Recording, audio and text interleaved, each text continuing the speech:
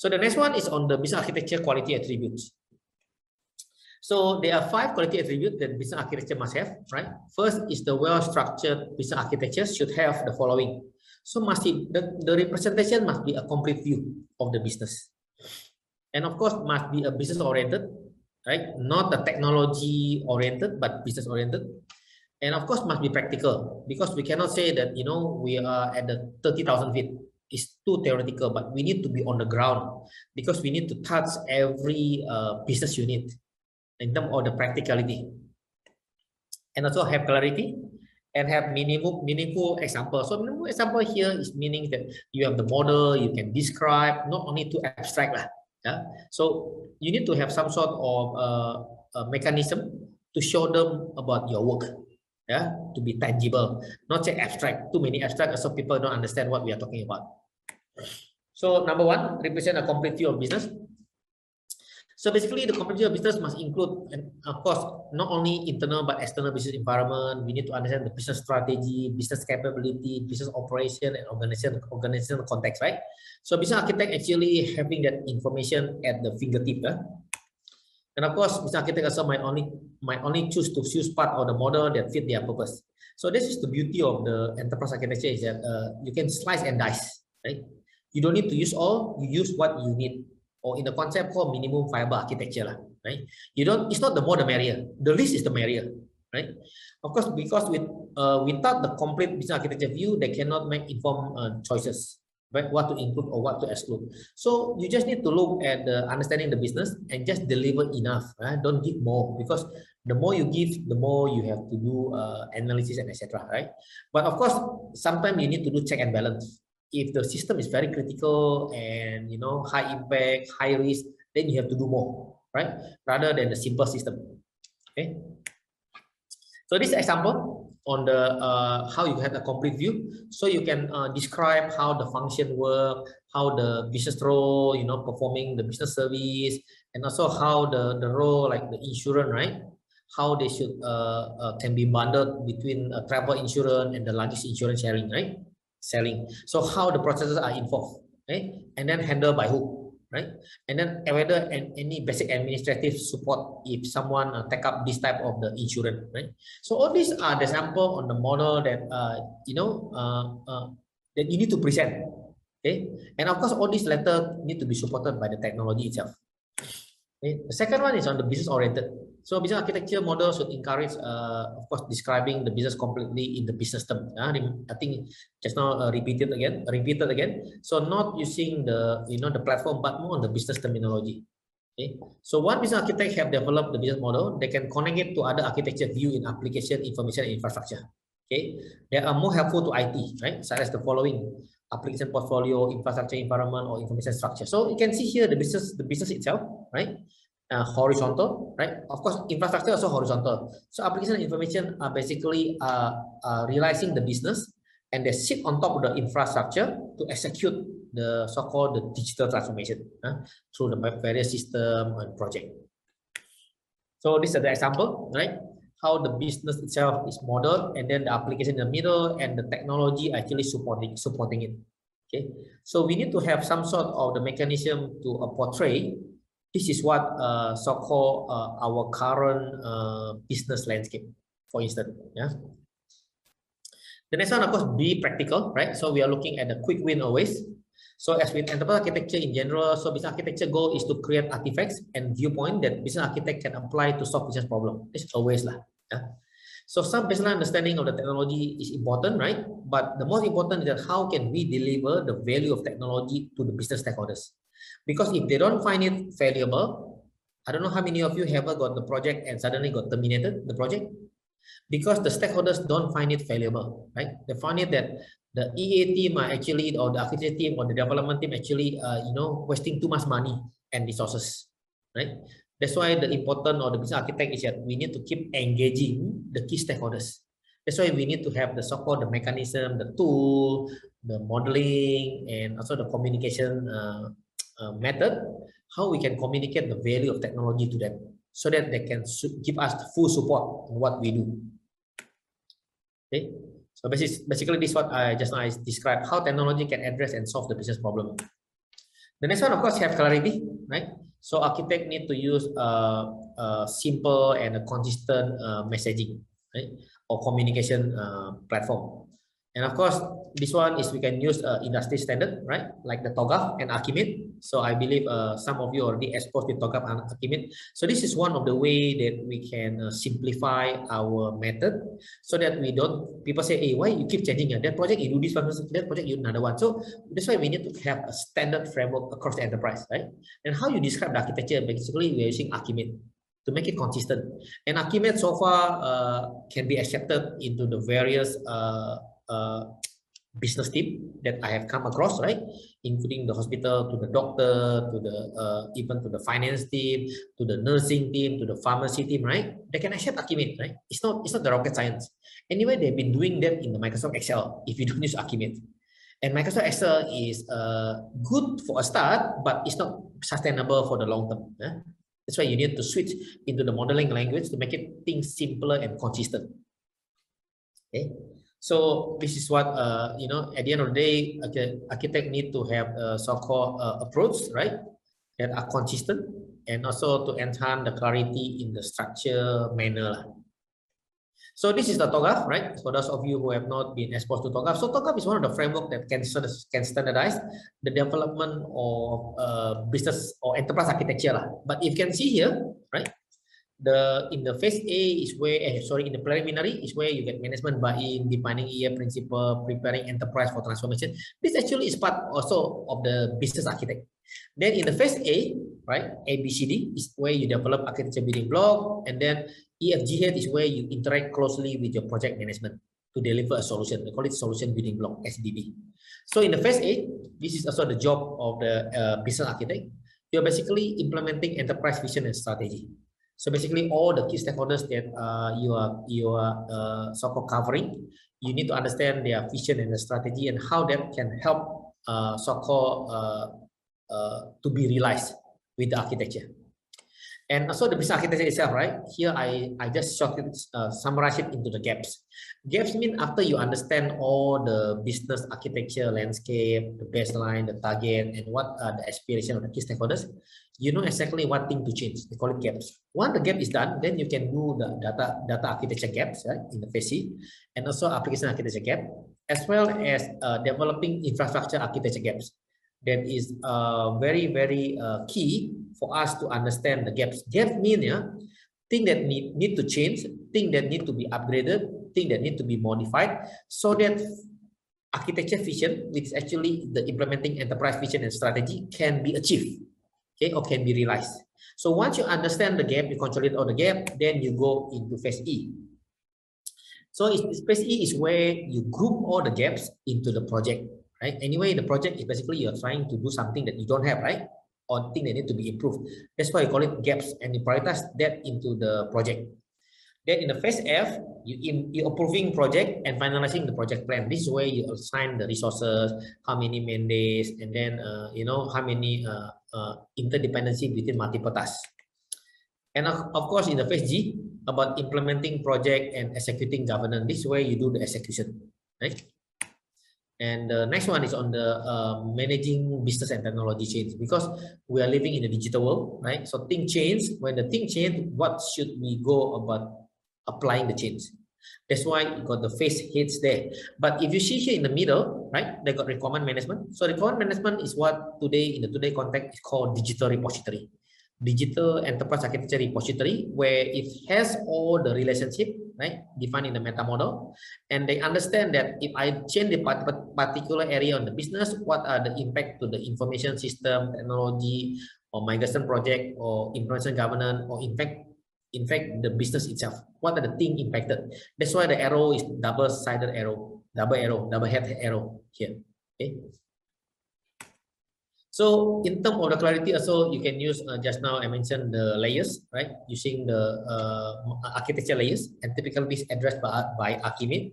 So you can have the strategy layer, business layer, application layer, technology, and physical. Physical here talking about you know, the supply chains, the warehouse, the sensor, remote sensor, IoT, Internet of Things, also can be modeled here.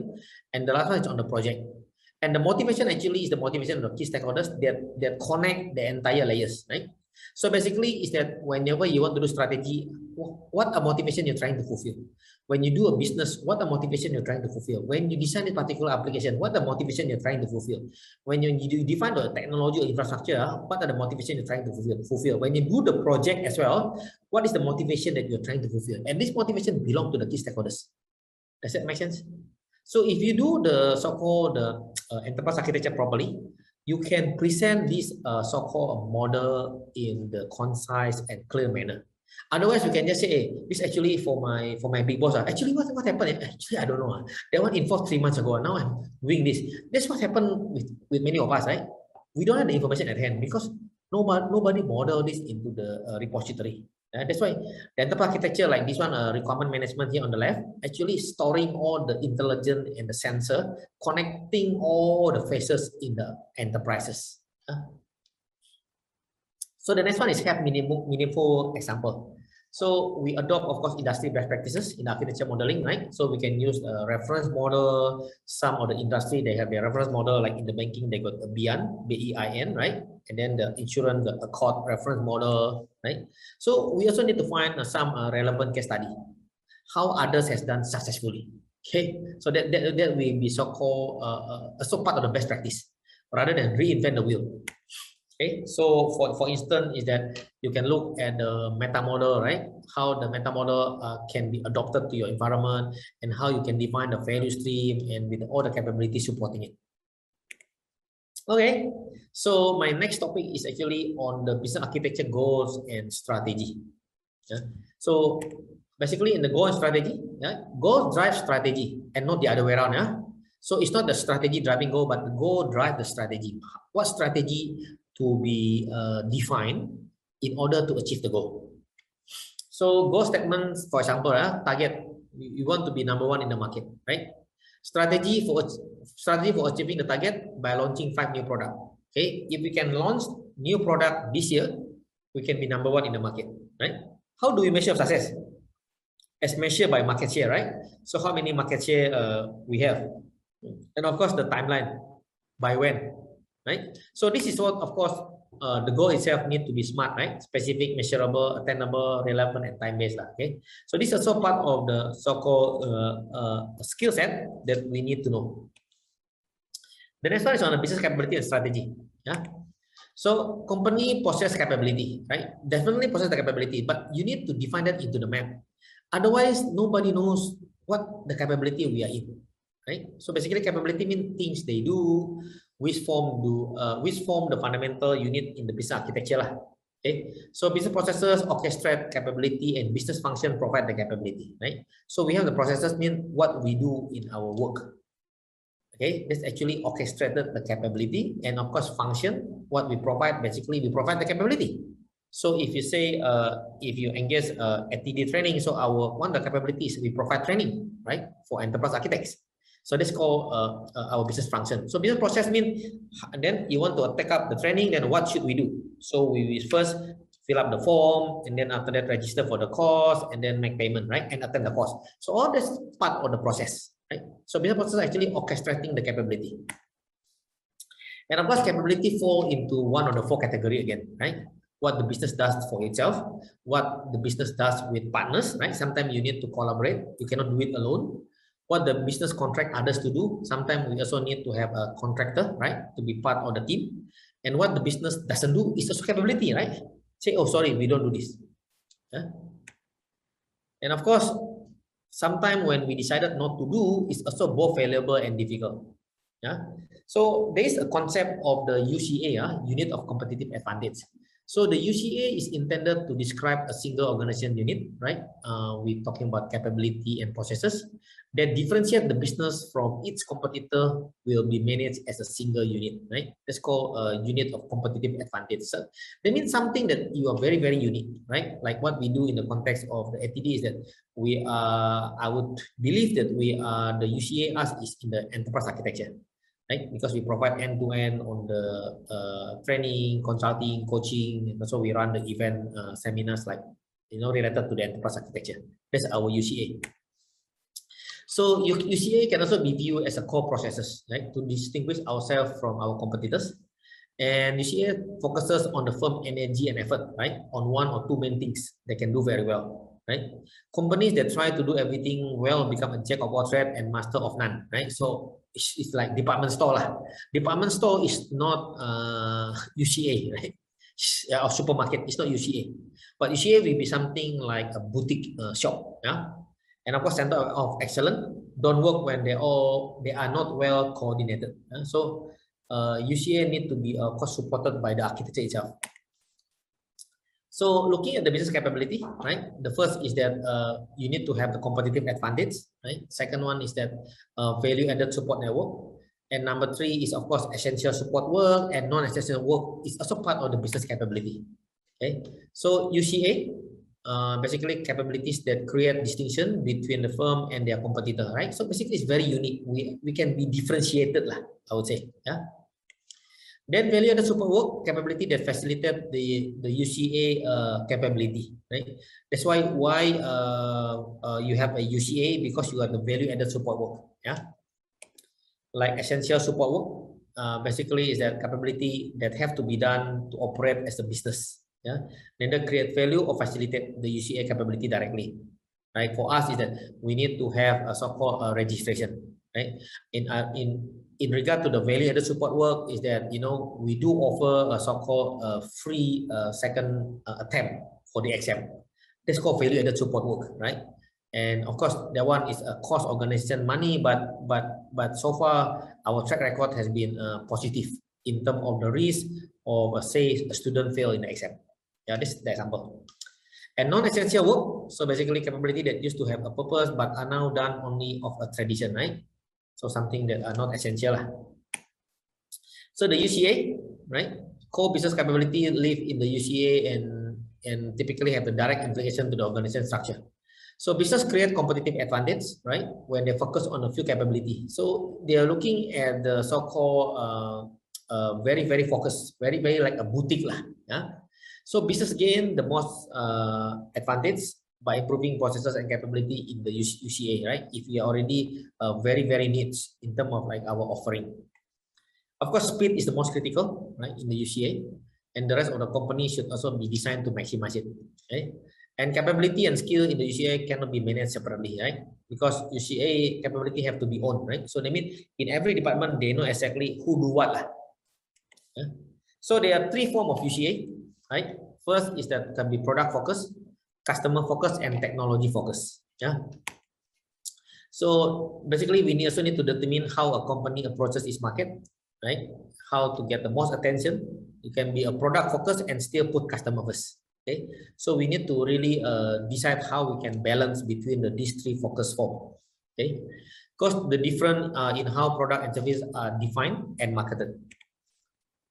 Okay, so focus is on the specific product or services. For example, new product or services are derived from current product or services. Yeah, so and then of course the product might not be a physical good, but can be a lifestyle or image, right? So this way you can portray how you want to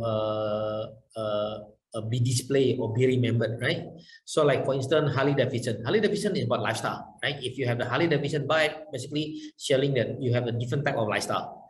Or of course the car like Lexus is basically about image, right? And of course the other like sport car is about performance. Yeah? And the central capability actually include the following of the, you know, how we develop the product specification, design the product, manufacture product, and support the product. So the competitive advantage need to look into this type of the capability, and this is where the business architects are coming in, right, to analyze this and look at the area of improvement, right, after understanding all this. And the second one is the customer focus. Okay, so basically focus around customer segment.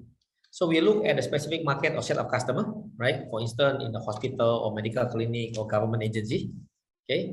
And we see the customer needs, whether it's being monitored and used, okay?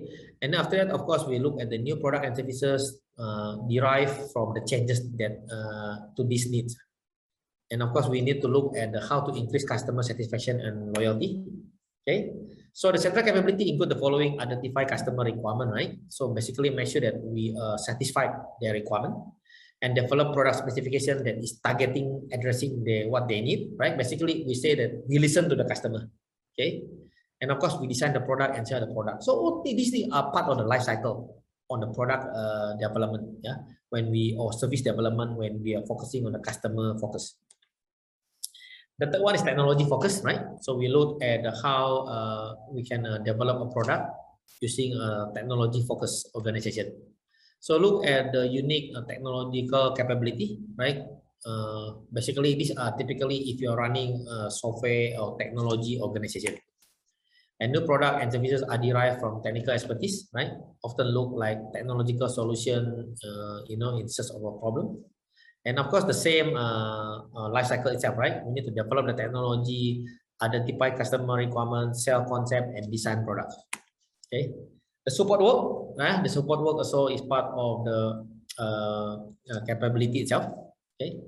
So support work can be proprietary or generic, right? So of course now we can use robotic or FAQ or knowledge management to provide the support. Okay, so value-added support work help the UCA run more smoothly, right? Facilitate work in the UCA and directly benefit UCA work. Okay, and essential support work is required in order to stay in the business. Okay, but that doesn't directly benefit to UCA, right? Like for instance, help desk, or perhaps to give a platform for them to share about their experience, right? So it become essential, or maybe help desk, right? 24/7, right? Then of course the value added thing itself, we need to define the structure and capability, right? We look at how the company organized functionally. Okay, so we can group by the value added and support, right? For instance, IT, HR, or finance. Okay, so when you put together, essential support work tends to crowd out the value added work. So we really need to do a so-called balancing act here. And of course, value added support work itself should be performed as close as possible to the UCA, right? And support work should be kept as far away from the ECA as possible, right? Because ECA is our unique competitive advantage, right? Support work need to be there, but it doesn't influence that much between the two. Okay, so some of the value added example in the IT, right? Like maintenance work. Okay, so maintenance work is important, right? That's why organizations are still subscribing to the maintenance, because if there is any issue, they want to get fixed, right? They need to be supported. Okay, these may only be essential support work, but not value added, right? As they don't directly support the work of the SEA. In the human resource, handle both benefit administration and employee development. Okay, so benefit administration take the most time and cost out development, but it is essential support work, right? Because it's not value added when you mention about the employee benefit. It's important. Okay. So non-essential support work. So what happens when you have the non-essential support work? What should we do? This is what we should go, right? Just stop it, because we got many other things to do in life, right? Why do we need to be bothered on the non-essential support work? Do you know what's the example of the non-essential support work? Basically, talk about something that is not true, right? Gossiping, like etc. So it's not real, okay? So we need to focus on the core and the essential support work. So those non-essential, we just set it aside. Yeah. So the overall business model. So a business model set the strategic direction, right? The strategic objective and the strategic thrust. Okay. So the component of the business model itself need to have the direction, objective, and the thrust. So this in turn define the market, right? Select product and services, and also how the company being organized, right? So business model itself can be viewed as the business focus on one or more anchor, right? Competitive necessities. Okay, so this is something that quite unique. Okay.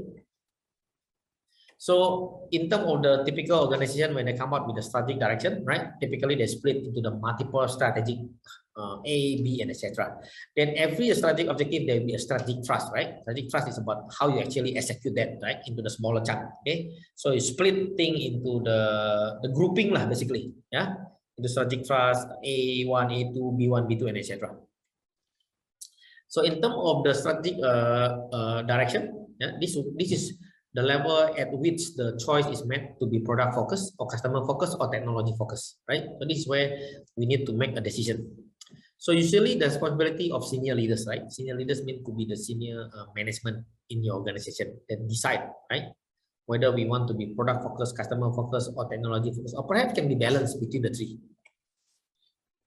And define the nature of the relationship between companies and the customer, and define the business factors, right? Business focus, sorry. And define the content also of the unique capability UCA itself. So example, right, on the strategic objective. Okay, so generally set by the business unit, yeah, business unit, the divisional head will set this strategic objective. Then should be stated as goals, and then provide guidance and constraint for strategic trust, right? And then in the strategic trust itself, typically is that we need to typically operational decision made within the trenches, basically within the working group itself. Okay, then could be a specific product, service, or relationship with a specific partner. Okay, then after that could be a specific market or target customer segment. So this is basically what so-called the business architecture informant in the day-to-day, right?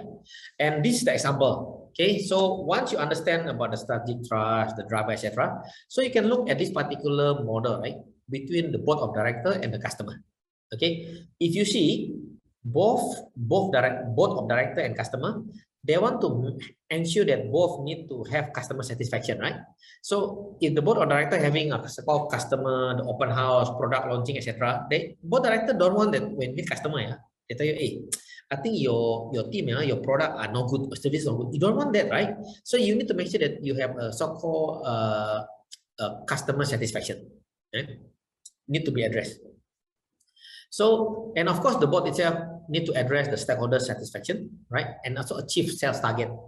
And of course, when you talk about stakeholder satisfaction, stakeholders want to ensure that the profit are preserved or better. Okay, and customer also want to have a good product range, and also the price should be reasonable. Okay, so this is we understand about this particular stakeholders concern and modeling the motivation. So let's focus on the board and the profitability, right?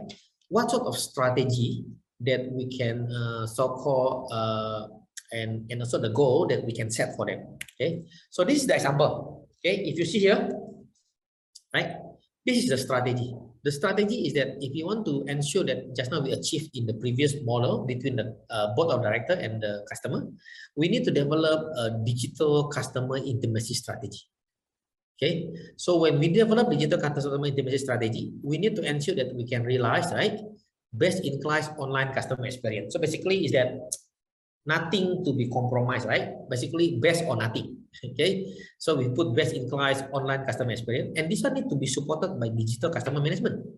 Because if you want to be best in class, and if you are not digital in terms of customer management, and it's very difficult, right? You cannot do manual. So you need to have a dashboard with all the 360-degree view of the client, right? So you call or contact one person, and you get their customer ID or customer contact, customer handphone number, or customer identification. Then you can have a 360-degree view on the particular client, right? This on the left-hand side. Then on the right-hand side, the other outcome, you need to have detailed insight in customer behavior, right? So you get data driven. So here, you know exactly what the customer has purchased from you, what are their pattern, when was the last purchase, and how much the biggest transaction that they buy from you. So all these are data driven capability that need to be addressed, right? So if you can do this, then we can ensure that our strategy will work. Okay, this is one of the example modeling the strategy.